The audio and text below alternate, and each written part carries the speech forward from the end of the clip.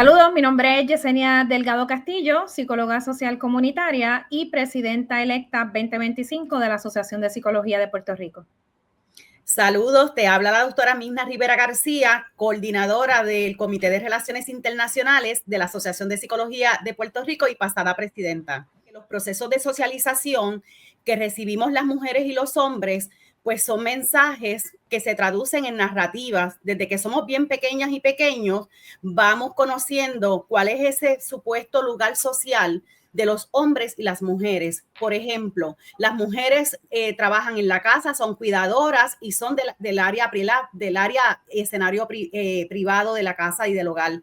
Mientras que los hombres reciben esos mensajes en relación a que ellos están dentro, inmersos en el área de lo público, ¿verdad? Más expuestos, salen, interaccionan.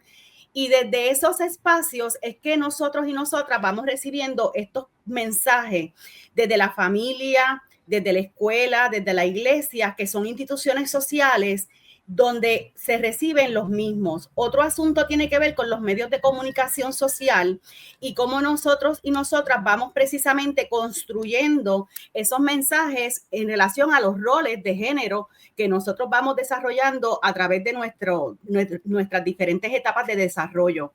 También debemos señalar que otro de los asuntos que es un factor psicológico y emocional es precisamente cuando nosotros normalizamos lo que es la violencia o las violencias. Es decir, esa percepción que está totalmente distorsionada de lo que constituye establecer relaciones saludables entre los hombres y las mujeres y cómo nosotros y nosotras nos relacionamos en lo interpersonal. También en términos de la autoestima, en este caso de las mujeres, pensar que cuando salimos de una relación no nos va a ir bien, no merecemos, ¿verdad?, algo mejor. Y esa percepción también, ¿verdad?, se fundamenta en esos mensajes que recibimos socialmente y que lamentablemente a veces de personas muy cercanas a nosotros o nosotras en relación a la familia, a las amigas, a las personas que tenemos alrededor. Otro asunto tiene que ver con la falta de apoyo social, ¿verdad?, que está relacionado a eso. ¿Cuáles son esos refuerzos positivos, esos refuerzos o la falta de refuerzos que las mujeres recibimos cuando nosotras estamos en una relación de violencia? Y sin lugar a dudas, la dependencia económica, cuando una mujer se divorcia o cuando una mujer rompe, ¿verdad?, una relación porque se mueve, porque hay una situación de violencia, la mujer queda en una situación mucho más comprometida para ella con su sueldo poder obtener, por ejemplo, una vivienda. Así que también eso está ahí. Y otro asunto tiene que ver con la indefensión aprendida. Las víctimas de violencia, cuando tratan de salir de esa relación, y ven que no cuentan con los refuerzos, ya sea del Estado, cuando van a hacer una querella, es muy oneroso moverse, por ejemplo, a un cuartel o al tribunal, y la falta de información para ejecutar, pues llega un momento en que la víctima, ¿verdad?, esto tiene como resultado que se cansa. Y es también uno de los factores que hemos identificado, que la indefensión, me canso de seguir buscando ayuda. Obviamente la dependencia emocional, por todas las razones que hemos ya expuesto, y la falta de lo que son el acceso a recursos. Y obviamente no solo los recursos disponibles de apoyo, sino los recursos del Estado y del acompañamiento. Así que todas esas son razones psicológicas, factores que están ahí presentes cuando las mujeres tratan de romper una relación donde existe la violencia de género. El efecto que causan los feminicidios en las sobrevivientes de violencia de género y por supuesto en sus familias, y yo quisiera extenderlo también a la familia extendida, son experiencias de trauma. Definitivamente los feminicidios tienen un impacto devastador en las sobrevivientes, en las amistades, la familia y sobre todo en los hijos y las hijas. Y obviamente la comunidad donde se da la situación. Y obviamente esto tiene consecuencias emocionales, psicológicas, sociales, culturales, y suelen ser, ¿verdad?, sus secuelas pueden ser profundas para las personas. Así que esa perspectiva del trauma y del trauma vicario, cuando hay otras personas alrededor de la sobreviviente, pues tiene un efecto a lo largo de su desarrollo y de su vida, definitivamente, si no es atendido. Esto requiere desde los diversos profesionales de la salud, entre otros, que podamos trabajar desde un enfoque integral, sensible y basado en evidencia. Definitivamente hay que identificar el trauma y cuáles son los traumas asociados precisamente a la violencia de género. Buscar ayuda, obviamente, pero también nuestra respuesta a la violencia de género desde el área clínica tiene que ser integral, culturalmente sensible, con las competencias, y que nuestro trabajo sea, obviamente, en enfoques basados en evidencia. Y obviamente no solamente es identificar el trauma, sino la creación de los espacios seguros. Esto es fundamental para crear precisamente confianza en las víctimas, que aprendamos los profesionales de la salud a identificar las señales no verbales que muchas veces las víctimas están pasando y manifiestan, al igual que sus hijos y sus hijas. Es importante que nosotros, ¿verdad?, tengamos esos adiestramientos debidos para poderlo trabajar. En términos de la intervención, no solamente la intervención individual, sino intervenciones grupales, que se ha identificado por la evidencia que tiene un efecto exponencial para las mujeres salir de las situaciones. Por ejemplo, los grupos de apoyo a mujeres sobrevivientes de violencia de género con estas experiencias similares puede ayudar precisamente a validarlas, a empoderarlas y obviamente a construir lo que son redes de apoyo. También, lo mencioné hace un rato, lo que es la atención interdisciplinaria. Esto no es solamente del psicólogo o del trabajador social. Necesitamos acercamientos que incluyan lo que son los servicios legales, los servicios de salud física y los diversos sistemas de apoyo comunitario que estén también fundamentados en la intervención. Otra de las cosas, en términos de las redes de apoyo, también integrar lo que son familiares o amigos o amigas para que también puedan trabajar en el área de la seguridad. Así que estamos hablando que no solamente vamos a trabajar el trauma y con los respectivos, ¿verdad?, sistemas de evaluación, seguimiento, sino también que integremos a otros profesionales de la salud y también a la familia o aquella familia extendida. Sabemos que no siempre la familia puede ser un apoyo para las víctimas, pero sí identificar esos sistemas alrededor. Y obviamente nuestro trabajo también incluye el monitoreo regular de lo que es el trabajo con las sobrevivientes de violencia de género. En términos de las estrategias más efectivas, pues obviamente el tratamiento del trauma, eso es indispensable cuando estamos trabajando temas de violencia o violencias.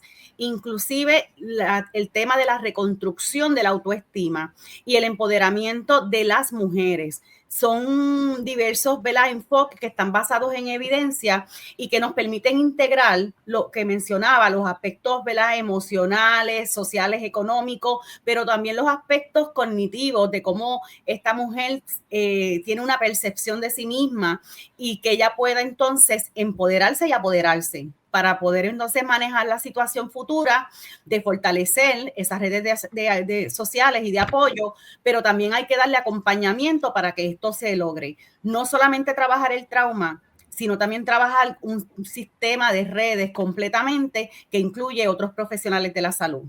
El papel de las comunidades en lo que es la prevención de la violencia de género y los feminicidios es fundamental. A mi modo de verlo, la violencia tiene sus raíces muy profundas, ¿verdad? La violencia está relacionada con asuntos de pobreza, con asuntos de desempleo, con la falta de acceso a recursos, con la falta de acceso a oportunidades. Así que debe ser un fenómeno social que se mire desde diferentes factores y perspectivas. Es importante el trabajo multisectorial. Y definitivamente uno de esos sectores tienen que ser, ¿verdad?, las comunidades, no solamente los residentes que viven en esas comunidades, sino también los recursos como las organizaciones, las iglesias, las escuelas que están insertadas en esas comunidades. Así que haciendo énfasis en eso, para mí es importante el papel en términos de que las comunidades pueden promover lo que es una cultura de equidad, pueden crear redes de apoyo, pueden fortalecer e inclusive promover campañas educativas que enfaticen en lo que es la prevención. En Puerto Rico, ¿verdad? Como en muchos lugares del mundo, actuamos muchas veces apagando fuegos. Para mí, el caso de la problemática de la violencia, es importante prevenirla, ¿verdad? La violencia es prevenible. Es importante que nosotros aprendamos a identificar cuáles son esas señales, cómo nosotros podemos, ¿verdad?, apoyar a las víctimas. Y nuevamente, esto es importante que se trabaje a nivel comunitario. ¿Por qué? Porque también se pueden desarrollar espacios de diálogo, ¿verdad?, donde inclusive se cuestionen estas situaciones de violencia que ocurren.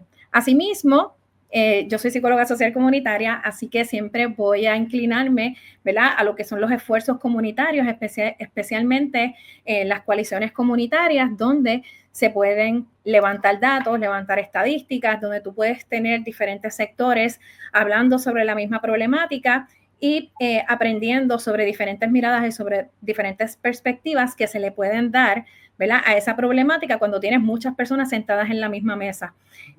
Asimismo, me parece que tenemos que también mirar lo que es el sistema, ¿verdad?, donde están enraizadas nuestras comunidades. Y muchas veces el sistema, pues tenemos que decirlo, ¿verdad?, tiene fallas. Entonces, tenemos que buscar una manera de cómo nosotros, ¿verdad?, en las comunidades, siendo parte del sistema, podemos trabajar de manera integrada, de manera colaborativa con esta problemática. Necesitamos más servicios especializados, necesitamos que se asignen más fondos. ¿Por qué? Porque muchas veces los fondos o están limitados o son insuficientes o simplemente, ¿verdad?, no existen o se destinan a otras situaciones o a otras problemáticas. Entonces, sí existen los servicios, pero resultan insuficientes. Asimismo, me parece que lo que mencionaba ahorita, ¿verdad?, de tener este enfoque multidisciplinario, que haya una mejor coordinación de cómo nosotros, ¿verdad?, se administran esos recursos y a dónde se asignan esos recursos, ¿verdad? Nosotros tenemos que estar claros en establecer esos mecanismos que sean eficientes para garantizar que la ayuda está llegando a donde se necesita. Y para mí, nuevamente, es súper importante el trabajo que se haga de abajo hacia arriba, es decir, ¿verdad?, esa consulta comunitaria que se haga, cómo nosotros integramos la participación activa de la comunidad en los esfuerzos, en las iniciativas que se desarrollen, ¿verdad? Que no siempre todo sea desde arriba hacia abajo, ¿verdad?, sino que también haya participación activa desde la base, es decir, desde la comunidad, desde las organizaciones comunitarias que a fin de cuentas también, ¿verdad?, conocen muchas veces esa problemática de primera mano, brindando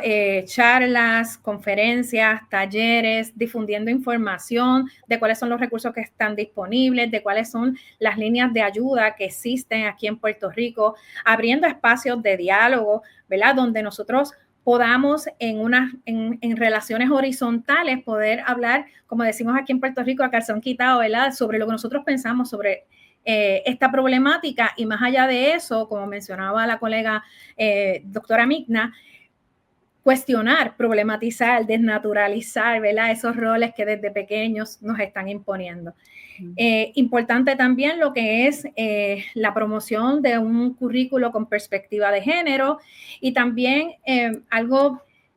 Puerto Rico es un país, ¿verdad?, que nosotros nos apoyamos, que nosotros nos ayudamos mutuamente, sobre todo cuando hay emergencias. Lo vivimos con María, lo vivimos con la pandemia, lo vivimos con los terremotos, ¿verdad? Yo creo que esta situación de la violencia nos afecta a todos y por lo tanto todos tenemos un papel muy importante que jugar en su prevención, ¿verdad? Así que de la misma manera en que tal vez nos aliamos para trabajar luego de lo que son los desastres o las emergencias, pues podemos hacer lo mismo, ¿verdad? Porque definitivamente estamos viviendo un estado de emergencia, estamos viviendo una crisis, ¿verdad?, en relación a lo que es la problemática de los feminicidios y todo lo que está ocurriendo con nuestras mujeres. Desde mi perspectiva, los hombres, ¿verdad?, pueden tener un rol fundamental en tanto y en cuanto puedan deconstruir lo que son los discursos sociales,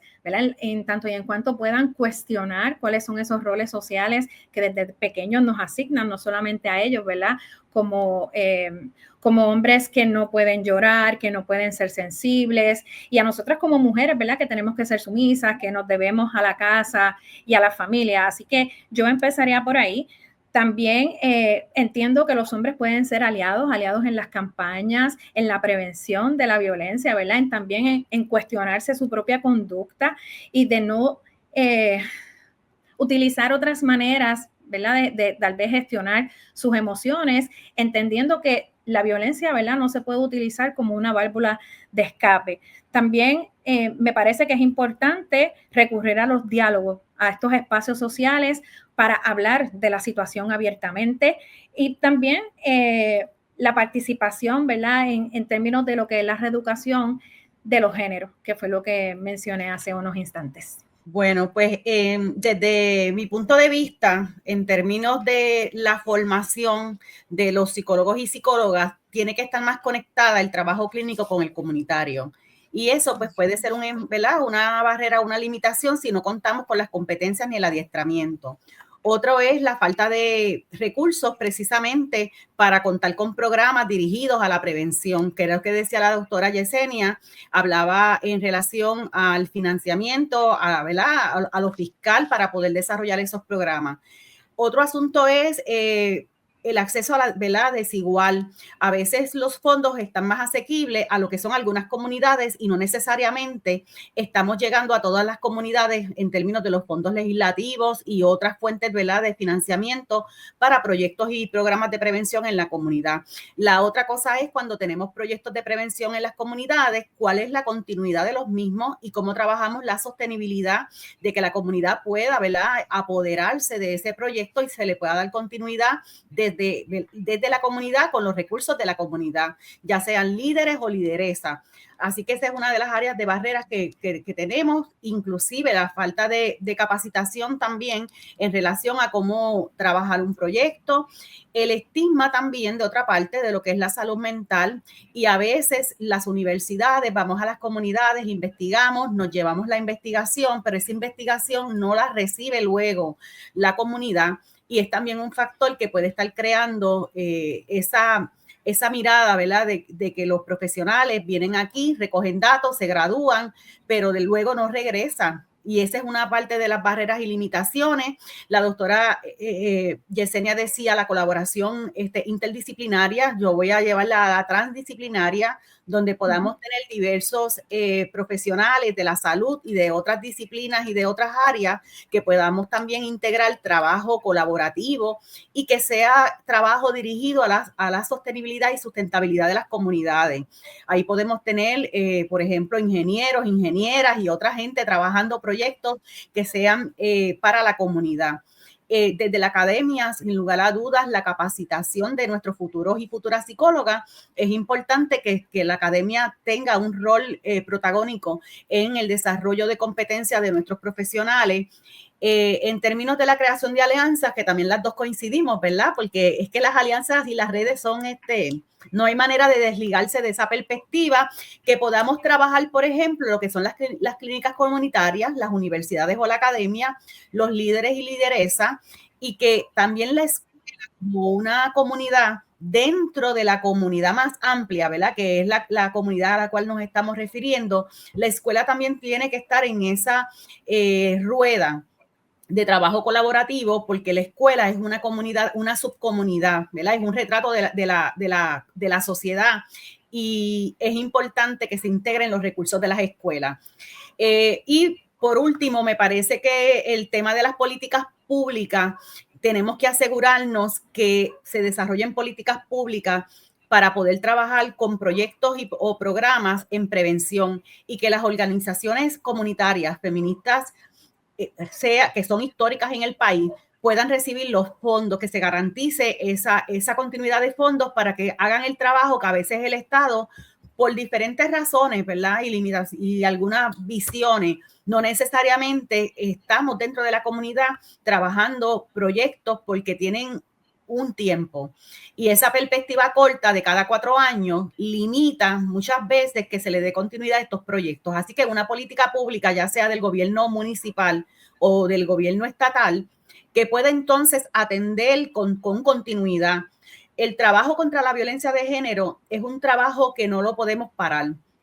Los casos están ahí, entendemos que las campañas educativas tienen que estar presentes todo el tiempo, como en los medios de comunicación, donde quiera nosotros debemos estar trabajando campañas de educación, porque el país necesita que llegue no solamente los anuncios por la noche en la televisión donde nadie está conectado, sino que sean campañas que donde está la mayoría de las personas conectadas a los medios de comunicación masiva, ya sea prensa, radial o redes sociales, estemos mirando esos mensajes de prevención y de recordatorio que la violencia es un mal social, es un problema social que tenemos que erradicar y que todos y todas, ¿verdad? Nos emplace a trabajar hacia eso colectivamente.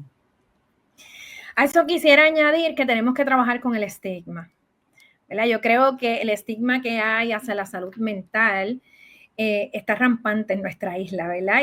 Y es importante que establezcamos estrategias que sean efectivas para que la salud mental no se vea como algo, como cotidianamente decimos, de locos, ¿verdad? El ir a un psicólogo, el buscar ayuda, buscar algún profesional de ayuda, no implica, ¿verdad?, que algo está mal con nosotros o que hay algo erróneo.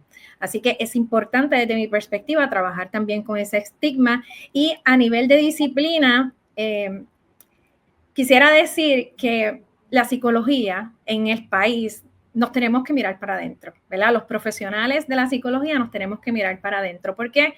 Porque nosotros tenemos muchas especialidades, ¿verdad? Entonces tenemos que comenzar a establecer mecanismos efectivos para que esas especialidades comiencen a comunicarse, ¿verdad? Lo hemos hecho, no estoy diciendo que no se ha hecho, pero desde mi perspectiva siento que aún tenemos camino por recorrer, ¿verdad? Cómo lo clínico complementa lo social, qué factores intervienen en una misma situación, por ejemplo, en los escenarios laborales, desde la psicología escolar, desde la consejería, ¿verdad? Entonces, para mí es importante que esas conversaciones, que se establezcan esas estrategias para trabajar problemáticas tan complejas como la violencia, nuevamente, desde diferentes miradas, ¿verdad? Y nosotros estamos adiestrados, nosotros podemos contribuir con muchísimas herramientas, ¿verdad? Pero tenemos que hacerlo comunicándonos, ¿verdad? Y trabajando entre especialidades para que, ¿verdad?, los esfuerzos que nosotros hacemos o las iniciativas que tal vez llevamos a cabo no sean iniciativas o proyectos o programas aislados, ¿verdad? Sino que se vea como un esfuerzo colectivo y que estamos todos mirando hacia el mismo norte, buscando lo mismo, porque realmente, o sea, yo no quisiera que ninguna otra mujer, ¿verdad?, fuera víctima ¿verdad?, de un feminicidio. Así que, y yo estoy segura que nadie en el país quiere eso. Así que tenemos que actuar, pero tenemos que llevar a cabo acciones concretas. Y a mí me parece que desde las especialidades de la disciplina podemos aportar muchísimo. Yo creo que hay cierto tratamiento de cómo llegamos a la comunidad, aquellos y aquellas que trabajamos en el espacio clínico y comunitario, y la doctora Yesenia, pues, ¿verdad?, en su especialidad precisamente es trabajar desde los enfoques comunitarios, tiene una mayor sensibilidad y acercamiento por su formación, pero utilizamos desde nuestra experiencia el acercamiento a una comunidad, es que establecemos y recogemos cuál es la necesidad. Se recomiendan, por ejemplo, técnicas de mapeo para poder, de lo que se dice en inglés mapping, para poder identificar cuáles son las organizaciones comunitarias, las ONG que están en la comunidad. Es decir, yo no llego a una comunidad sin validar la parte histórica, la parte social, la parte de otras múltiples necesidades que puedan tener las familias o las poblaciones más vulnerables, como son los adultos mayores o las mujeres, las niñeces, ¿verdad?, o las juventudes. Así que nosotros hacemos esa evaluación de cuáles son las necesidades y entonces partimos de un diseño de proyecto o de continuidad de programa partiendo desde ahí, de conocer ese contexto local y también identificando cuáles son los conocimientos también que tiene la comunidad de su percepción de su propia comunidad. Eso es importante integrarlo. En términos de la atención integral, pues seguimos focalizando. Hay proyectos de intervención en la prevención de violencia de sobrevivientes y víctimas de violencia de género que han sido exitosos, que incluyen esa perspectiva integral de lo que son los servicios psicológicos, legales y médicos. Así que te contamos en Puerto Rico y áreas como la montaña, como es Casa Juana Colón en Comerío, que tiene ese enfoque, y otros proyectos como Proyecto Matria, entre otros. También hay que trabajar proyectos que trabajemos con la parte económica, lo que son las economías feministas. Necesitamos también brindarle en estos proyectos o programas a las mujeres víctimas y sobrevivientes, el desarrollo de esa economía personal o familiar para que ella pueda entonces salir adelante. Sin eso nos quedamos cojos, ¿verdad? En términos del tratamiento psicológico, el tratamiento social, todas las áreas, pero entonces no estamos trabajando con el tema de la sustentabilidad y desarrollo económico de esta familia o esta mujer. También las estrategias de alcance comunitario, lo que son las campañas educativas que ya las hemos mencionado pues en varias ocasiones. La doctora Yesenia hablaba del estigma, pues también hay que integrar cómo vamos a trabajar colaborativamente desde nuestros servicios con el trabajo que tiene que ver con desarrollar cuáles son y conocer cuáles son nuestras percepciones sobre la violencia de género. Me parece que el tema de tener información accesible, asequible a las personas en general sobre lo que es la violencia y las violencias es también importante, porque la información no necesariamente llega a todo el país como a otras zonas urbanas. Y quiero entonces focalizar, ¿verdad?, en el trabajo de la psicoeducación, ya sea en los escenarios escolares, la psicoeducación a nivel comunitario. Necesitamos sentarnos a hablar de cuáles son las preocupaciones que tenemos, cuáles son nuestras creencias o percepciones sobre la violencia, y que lo hablemos y que busquemos soluciones juntos y juntas, y que los líderes y lideresas comunitarias es importante también integrarlos en esta ecuación. Lo que es el liderazgo femenino, cómo nosotros vamos trabajando con mujeres para fortalecer esos roles de liderazgo dentro de las comunidades. Así que básicamente eso.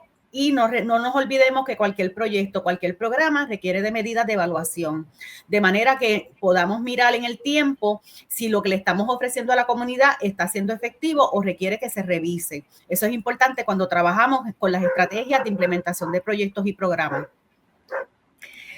Solo añadir, ¿verdad?, que la prevención de violencia debe ser una prioridad, ¿verdad?, en todos los niveles.